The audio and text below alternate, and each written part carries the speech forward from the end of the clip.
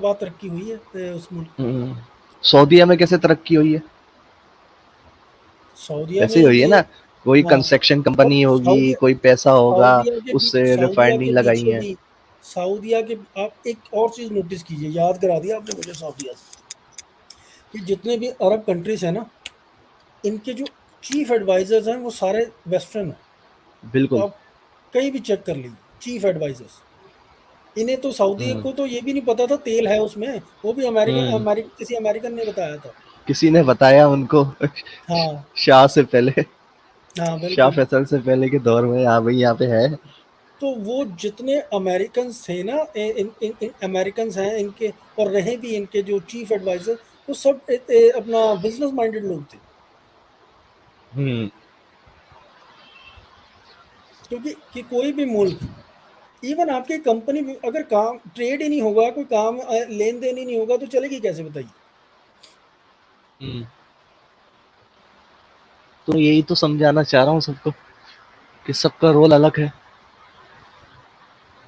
बिल्कुल बिल्कुल ठीक है आपकी बात। फिलोसफर का रोल अलग है, साइंसदान का रोल अलग है, हाँ हाँ। नासा का रोल अलग है, यस यस यस। टीचर का रोल अलग है, हम्म।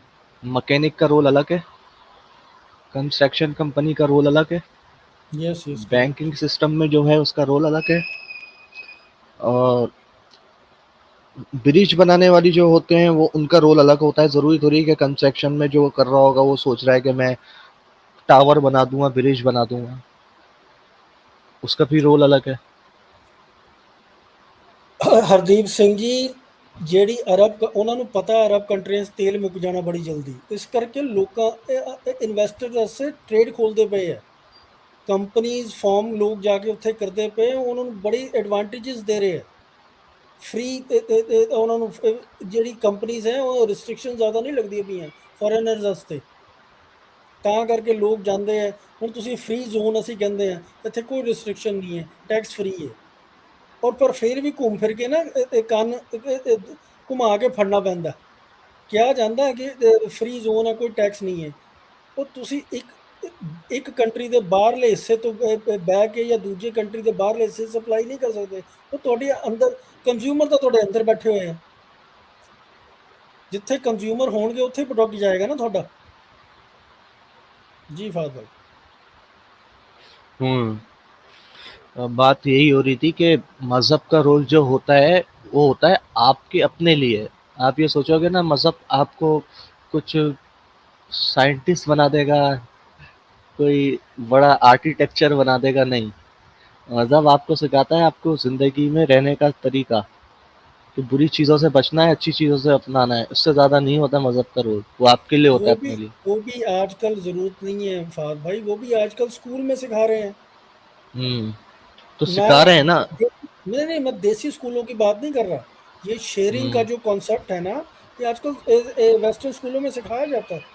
उन्हें वो तो धर्म की सिखाया जरूरत जाता है, नहीं। वो तो सिखाया जाता है, लेकिन कुछ जैसे होती है ना, आइन में तरमीम की जाती है, शिकें होती हैं इसकी, अमेंडमेंट जो होती है इसमें, तो उसको भी तो कहीं न कहीं से जोड़ा जाता है ना किसी न किसी चीज़ से। जब जाके आप स्कूल, कॉलेज जो होती है आपकी लाइफ, उसमें आपको ये सब पढ़ाया जाता है, इसमें आपको साइंस भी पढ़ाई जाती है, आपको हिस्ट्री का कल्चर भी होता है, इसमें आपका मज़हब भी होता है, अपना रहन-सहन भी होता है। सबकी अलग टीचिंग होती है।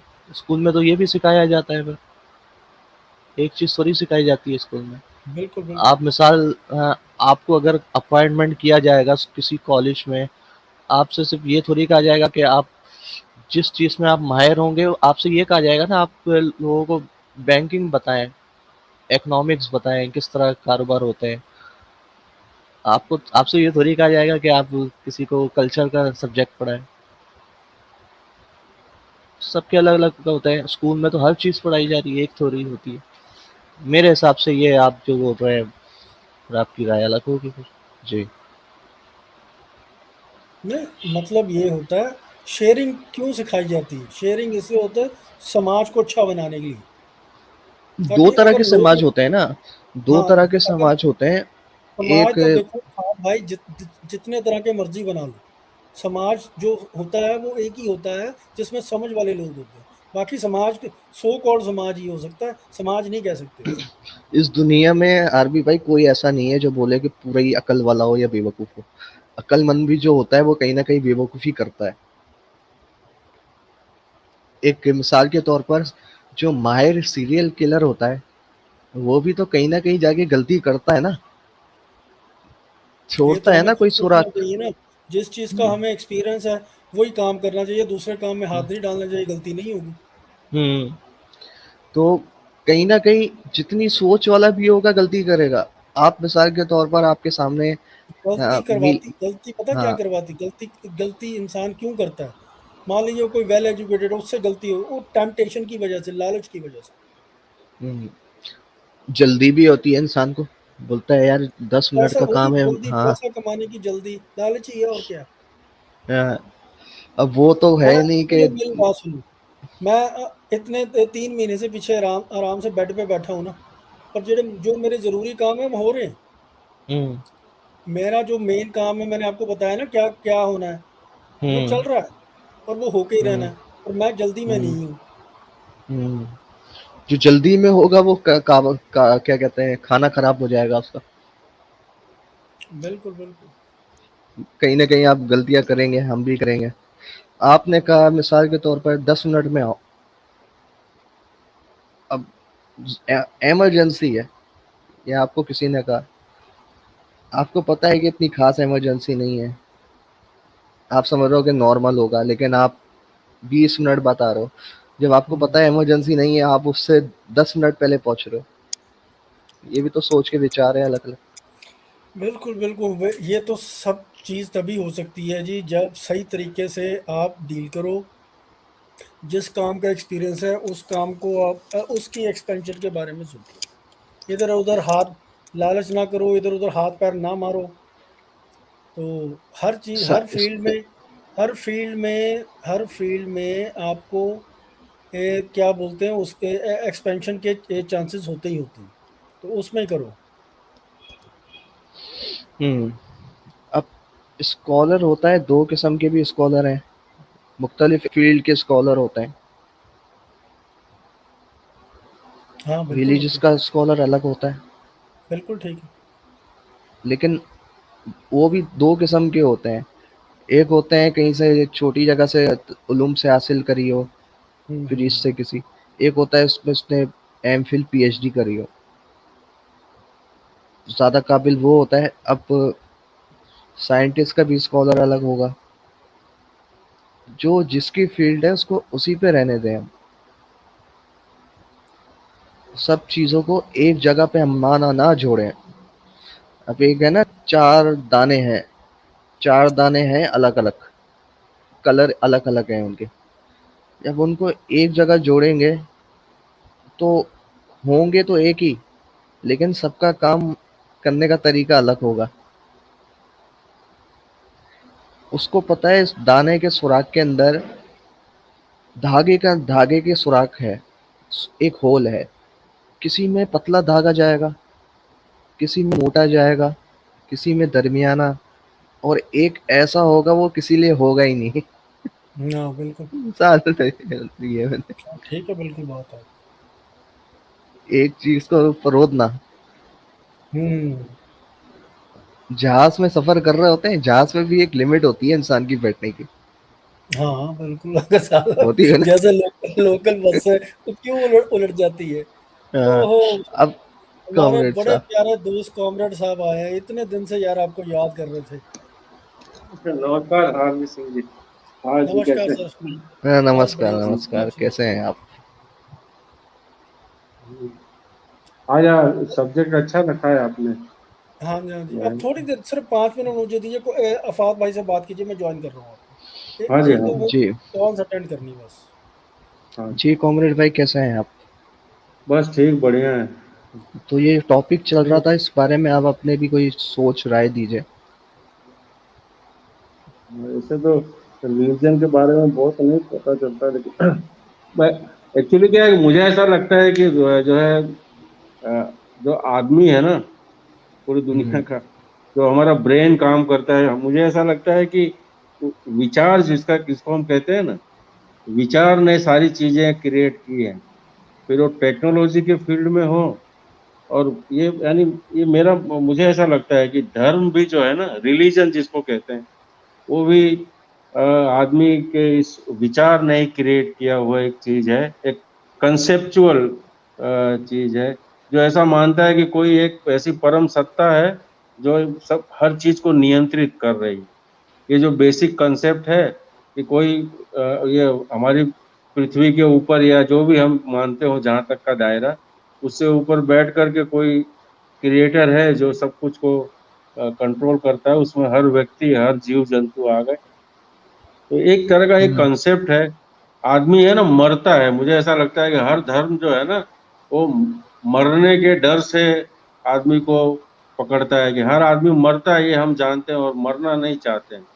तो धर्म ने जो है ना एक ऐसी एंटिटी जो है हमें प्रदान की, या आदमी के विचार मन ने जो है एक ऐसी चीज ढूंढ निकाली जो कभी मेरे मरती नहीं है, जो मेरे भी दिमाग इटरनल में है। एक सोच विचार आती है, सबके आती है, एक मिसाल के तौर पे। हाँ, हम हैं अभी दुनिया में, ठीक हम्म, है।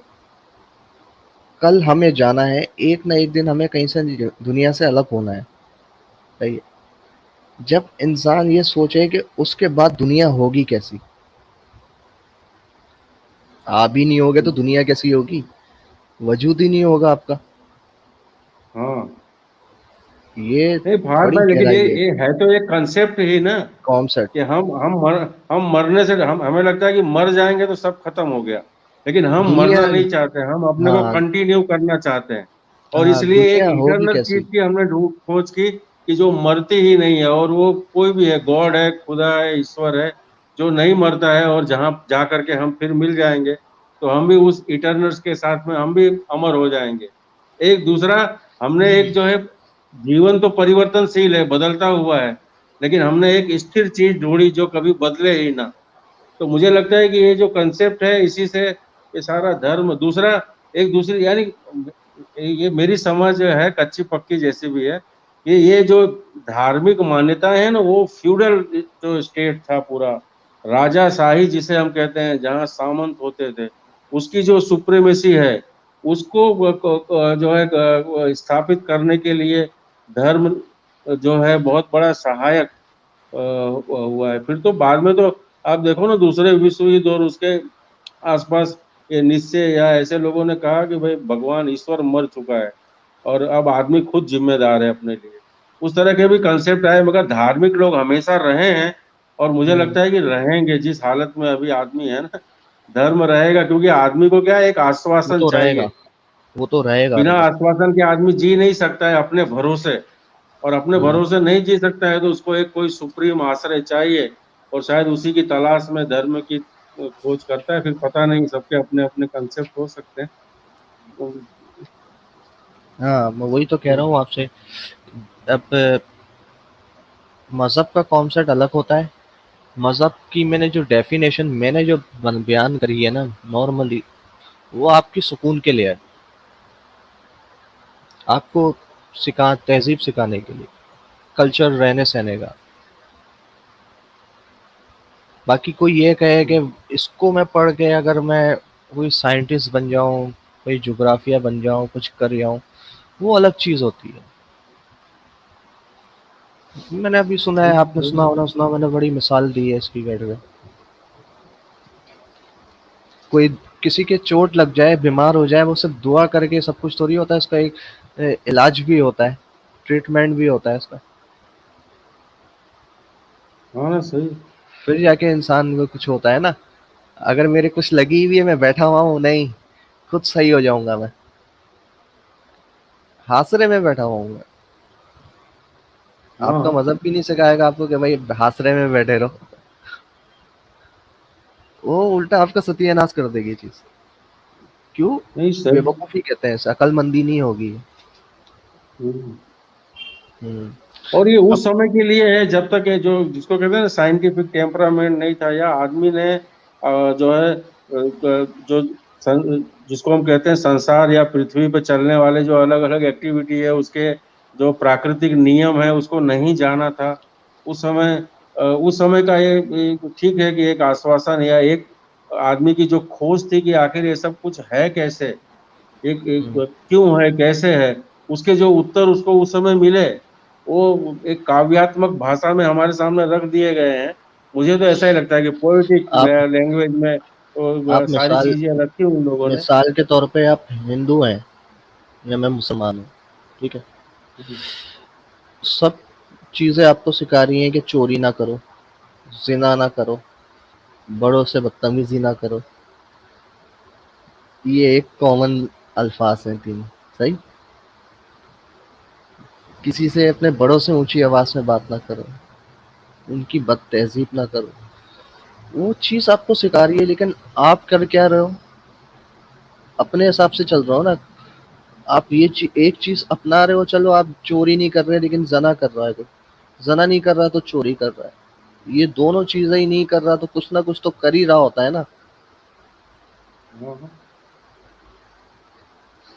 सब चीज़ें परफेक्ट तो कोई हो नहीं सकता। परफेक्ट होता तो वो इंसान थोड़ी होता। साइंटिस्ट अलग चीज़ है, दुनिया में किस तरह रहना है वो अलग चीज़ है आपकी। जी, आप बोले। नहीं सही बात कह रहे हैं। एक है सोशल, यानी कि एक कहते हैं जिसको हम सामाजिकता, ये तो समाज का ही, समाज व्यवस्था का ही ये नैतिक पक्ष है। वो भी उस समय जब कोई कानून नहीं थे। आज की अगर हम आज देखें तो हम आज ऐसे सेटअप में रह रहे हैं जहाँ कानून बने हुए हैं। तो हम्म। नैतिकता भी जरूरी है, लेकिन अब है कानून आधुनिक समय में। तो मुझे लगता है कि धर्म जो है ना वो पिछड़ रहा है। इसीलिए देखो धर्म जो है ना बार बार अपने को साइंस के साथ जोड़ करके रिलेवेंट बनाने की कोशिश जो धार्मिक संस्थाएं हैं वही वो तो गलती है, कर वही तो रही हैं गलती आज है। तक, क्योंकि वो पिछड़ रही है। उनका जो कंसेप्ट है ना वो उसमें वो पिछड़ रहे हैं ऐसा लगता है। वही तो कह रहे हैं, वो चीज़ अलग है, साइंस अलग है। इस पे ना मैं आपको तो आपसे कॉमरेड साहब एक बात करूंगा, फात भाई आपसे भी। आरएसएस के जो लोग हैं ना, वो ये जो वेद वगैरह, शास्त्र वगैरह, ये अब साइंस के साथ जोड़ रहे हैं। उसका हम्म। कारण बता क्या है कि इनके लिखे हुए जो है, ये सारे लोगों को समझ आ रही है आहिस्ता आहिस्ता। अब साइंस के साथ जोड़ रहे हैं। कहते हैं जी सूर्य को पानी एक क्यों देते थे, वो सन बाथ लेने के लिए मतलब सन बाथ लेने के लिए पानी देने की क्या जरूरत है सूरज को? आप ये सीधा कह सकते थे ना कि सन बाथ बड़ा जरूरी होता है। तो आप अपना जाके धूप में बैठा करो इतने टाइम पे, उस पे सूरज को पानी देने की क्या जरूरत थी? अब ब्रह्मा विष्णु महेश, इसमें कौन सी साइंस है बताइए मेरे को? एक हम्म, फेक सा खुदा, भगवान, रब, देवी देवता हमारे सरों पे बैठा दिए, हम पे हुकूमत करने के लिए, हमें खौफ में रखने के लिए। अब होता लोग कैसे, मान ली उस समय भी मेडिकल साइंस है ही नहीं थी। और जब कोई फूड पॉइजन से मर जाता था, कोई किसी चीज़ से मर जाता था, तो इस पे तो यार इसने ये पाप किया इसलिए इसे भगवान ने ये सजा दी। तो ये सब चीज़ों, अब ये जब एक चीज़ सिर्फ आप समझ लीजिए ना सारे, कि हर धार्मिक किताब में ये लिखा हुआ है कि धरती पे जो भगवान है वो राजा है। तो इससे आप समझ हम्म, जाइए कि मकसद क्या था। सही कहा सिर्फ आपने एक, आरबी सिंह। तो आपने इस सही अब कहा, जो फ्यूडल फ्यूडल सेटअप था ना, जैसे नहीं कहते पुनर्जन्म का जो ख्याल है, नहीं कहते कर्म का सिद्धांत। कर्म का हाँ सिद्धांत क्या है? यथा स्थितिवाद, यानी जो जैसा है उसको बनाए रखना। दूसरा, विद्रोह ना करना, विरोध ना कर। आप अगर हाँ हाँ गरीब हो, आप अगर बीमार हो, आप अगर किसी तकलीफ में से गुजर रहे हो, तो या आप जाति में कहीं निम्न जाति में जन्मे हो, तो ये पिछले जन्म का तुम्हारा कर्म है। तो एक तरह का क्या है, ये जस्टिफिकेशन है कि तुम जो हो अपने पिछले कर्म के कारण हो। इसका मतलब क्या है कि हमें वो स्वीकार कर लेना है कि भाई जैसा है वो ठीक है, हमें उसी में ही जीना है। तो एक जो फ्यूडल स्ट्रक्चर था पूरा का पूरा, और जो है हिंदुस्तान में तो खास करके जो ब्राह्मण यानी वर्ण आश्रम, वर्ण व्यवस्था जो पूरी है, उसको जस्टिफाई करने के लिए ये पूरा का पूरा एक सुपर स्ट्रक्चर खड़ा किया गया है। ऐसा एक मत हो सकता है। धार्मिक लोगों को तो ये अच्छा नहीं लगेगा कि भाई हमारे धर्म के खिलाफ बोलते हो, मगर आदमी की बुद्धि को ये समझ में आ गया। और सर कोई भी किताब आदमी ने लिखी हुई है, मैं ऐसा मानता हूँ, क्योंकि किताबें जो हैं वो हमारे मन के यानी जो भाषा है वो आदमी ने निर्मित की है। जो जो विचार हमारे विचार है वो भाषा में ढल करके आते हैं, किताबें आदमी की है। तो धर्म जो है ना एक कंसेप्चुअल चीज है। जब विज्ञान की कोई पहल नहीं थी, आदमी उस समय भी इंक्वायरी तो कर ही रहा था ना, ये दुनिया क्या है, मैं कौन हूँ, कैसे ये सब कुछ चल रहा है। तो उस इंक्वायरी का जो उसके पास उत्तर मिल रहा होगा, उसको उसने जो भी लिखा जिस तरह से, वो उस समय के हिसाब से वो ठीक है, बराबर। लेकिन अब जैसे जैसे फिर एक दूसरा हिस्सा आदमी के दिमाग का काम करने लगा कि भाई साइंटिफिक एविडेंस के साथ वो चीजों को ढूंढते ढूंढते, अब जैसे सबसे बड़ा रहस्य था कि जीव क्या है, जीवन तत्व क्या है। अब वैज्ञानिकों ने उस चीज की खोज करके बता दी ना कि भाई जीवन तत्व ये है। जी। कॉन्शियसनेस क्या है वहां तक अभी नहीं पहुंचा है साइंस। लेकिन साइंस ने कभी ये नहीं कहा कि हम एब्सोल्यूट हैं, हम अंतिम हैं। उन्होंने हमेशा खोल के रखा है कि भाई इसके बाद भी खोजें हो सकती हैं, और हमने जो थियरी दी है उसमें भी कुछ नया आ सकता है। साइंस और धर्म का यही बेसिक अंतर है। धर्म जो है हमें ये कहता है कि कुछ चीज एब्सोल्यूट है, बस उसके बाद कुछ नहीं। यहाँ तक कि फिर धर्म गुरुओं की भी आप देखो ना, घोषणाएं ऐसी होती गई कि भाई ये अंतिम रसूल है, ये अंतिम जो है गुरु है, या ये अंतिम भगवान है। सब जगह एक अंतिम, यानी वहां पर आकर स्टॉप कर देने का एक पूरा का पूरा कि भाई इसके आगे तुम्हें कुछ सोचने की जरूरत ही नहीं है, सब तुमको दे दिया गया है।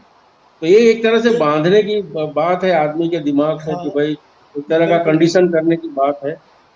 जी। एक और छोटी चीज़ पे हम ज़रा ध्यान लगाते हैं, उसे समझते हैं। देखिए, हम कहते हैं जी भगवान, खुदा, अल्लाह, रब, ये ये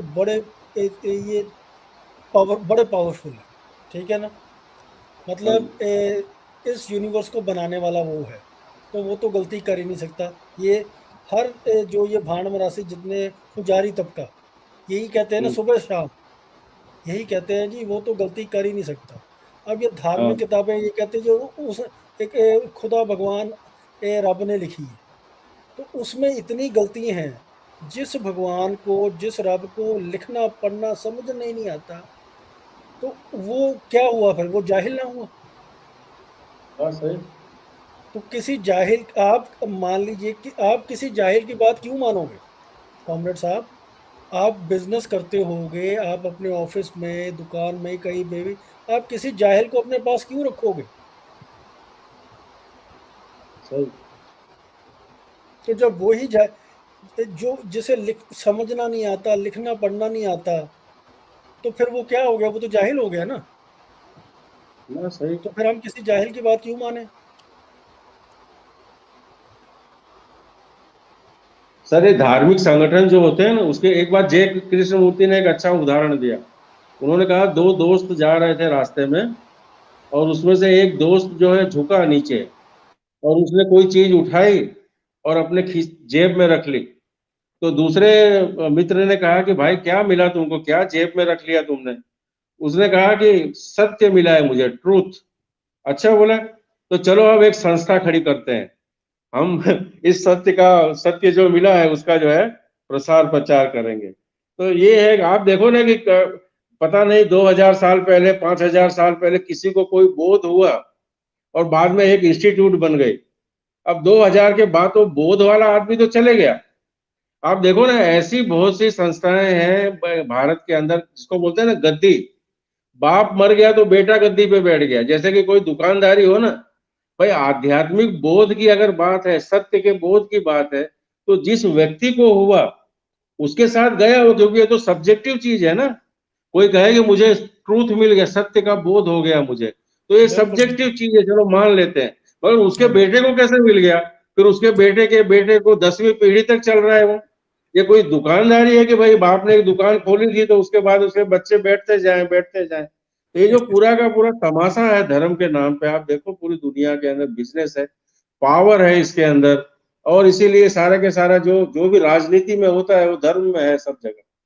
मार नहीं डाल रहे, देखो फलाने गद्दी के जो है महामंडलेश्वर को मार दिया, क्योंकि हजारों लाखों करोड़ की मिलकत पीछे लगी हुई है। ये जो नए सारे गुरु पैदा हो गए, आप देखो चार्टर प्लेन में घूमते हैं, उनके फॉलोवर को देखना चाहिए कि तुम किस परिस्थिति में जी रहे हो, दिन रात मेहनत करके मर रहे हो, तब तुम जो हासिल नहीं कर सकते हो, वो ये लोग सिर्फ एक गद्दी पर बैठ करके और एकदम लग्जूरियस लाइफ जी रहे हैं। तो कहीं ना कहीं बेवकूफ तो बनाया जा रहा है ना। सत्य का व्यापार कैसे हो सकता है सर? जो सत्य मुझे मिला है, मैं आपको कैसे ट्रांसफर कर सकता हूँ उसे? हाँ, नहीं कर सकते। ये तो कॉमरेड साहब आपने बहुत सही बात की है कि यार अपने आप को एजुकेट तो हम खुद ही कर सकते हैं, दूसरा तो कोई कर ही नहीं सकता हमें। हाँ हाँ, बस बस, हाँ, अभी सही कहा आपने कि हमें क्यों जरूरत पड़ती है किसी दूसरे व्यक्ति की से।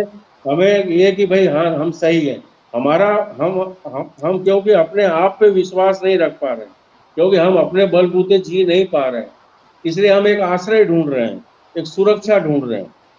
जीवन में अंतिम लक्ष्य तो एक सुरक्षा भी होती है ना, फिर वो मृत्यु से सुरक्षा हो या जीवन को जीने के लिए जो सुरक्षा चाहिए, और उसी से सारा ये धर्म का तामझाम खड़ा हुआ है, और सीधा बेवकूफ बनाने का धंधा है और कुछ नहीं है। मेरी व्यक्तिगत ये सोच है, मैं गलत हो सकता हूँ।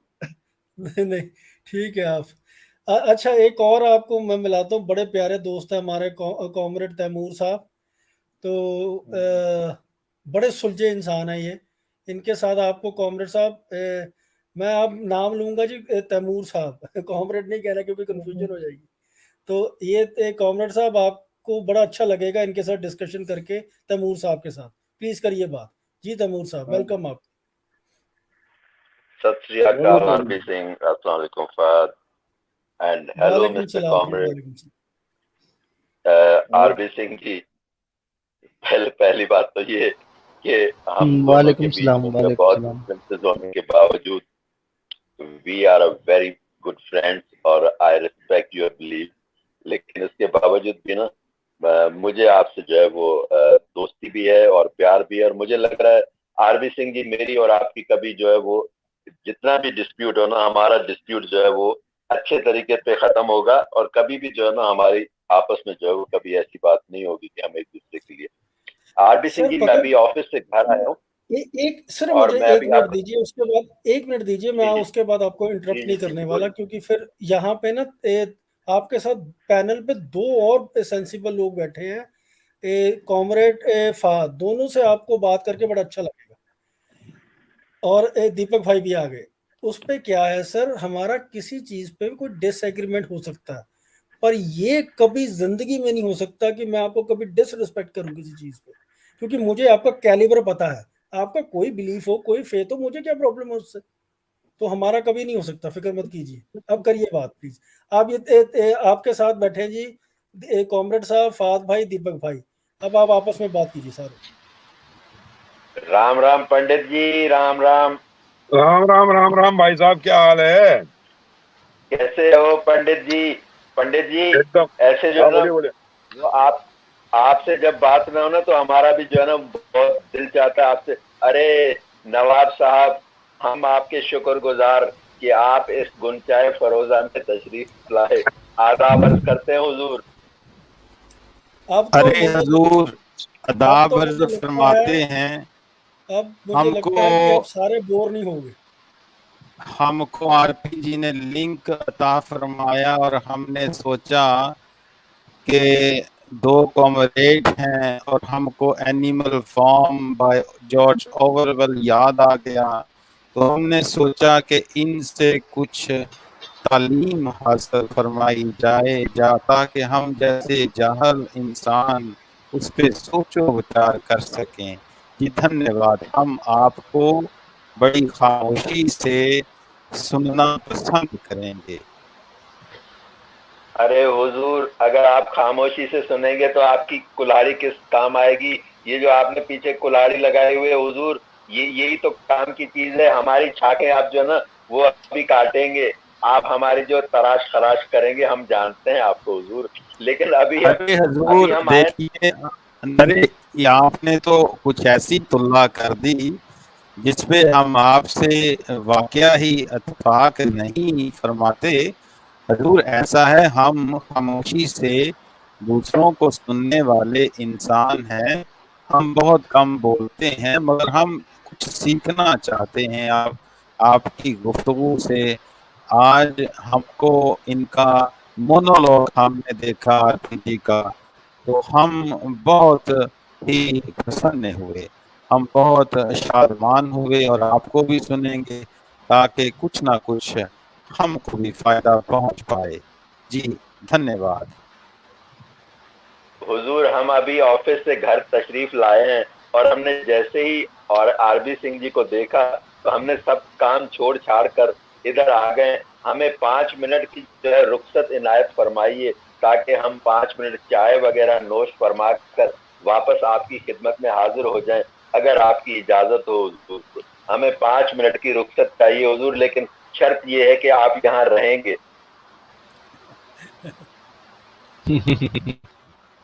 जी वुडमैन साहब, वो अपना तैमूर साहब ने कहा कि आप जाइए ना।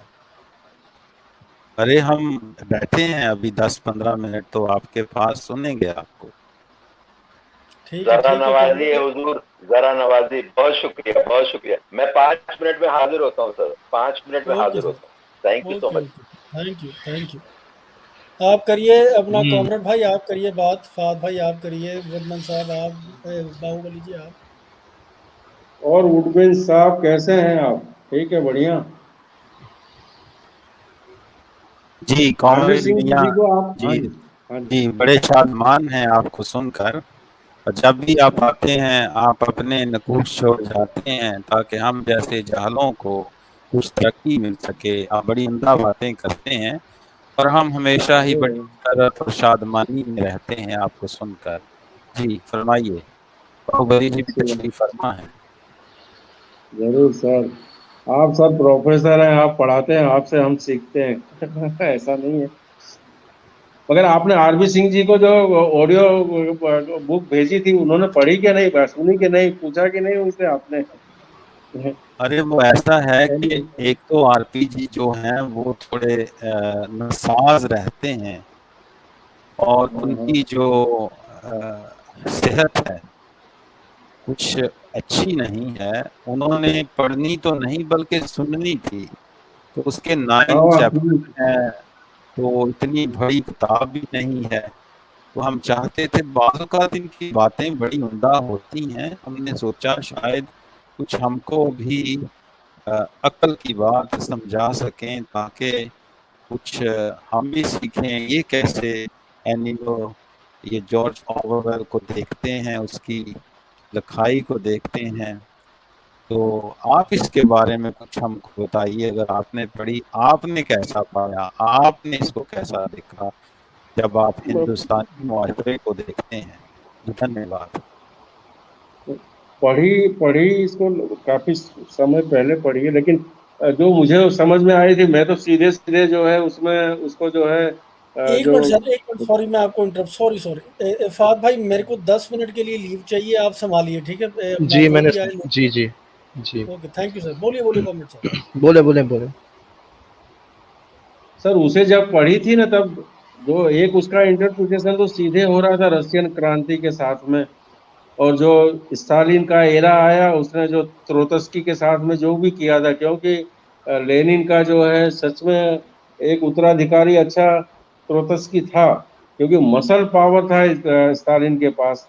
तो उन्होंने उसको जिस तरह से जो है एक उस तरह से दूसरा, फिर एक एक जो है फ्रेंच क्रांति के बाद में जो जो पूरी दुनिया के अंदर जिसको हम डेमोक्रेसी सेटअप कहते हैं, तो उन दोनों ही चीजों में जिसे हम आम आदमी कहते हैं, कॉमन मैन कहते हैं, वो तो बेचारा वहीं का वहीं रह गया। मुझे ऐसा लगता है वो उपन्यास पढ़ने के बाद कि जो राजनीतिक व्यवस्थाएं बदली, लेकिन उसके अंदर आम आदमी की सत्ता, यानी लोग की सत्ता स्थापित होगी, ऐसा कहकर दोनों ही जो है, भले वो डेमोक्रेटिक सेटअप हो पूंजीवादियों का, या जो कम्युनिस्टों ने जो अपना जो एक अपनी एक थियरी दी, या जो उन्होंने सेटअप किया, लेकिन जो एक आम आदमी है वो तो बेचारा वहीं का वहीं रह गया।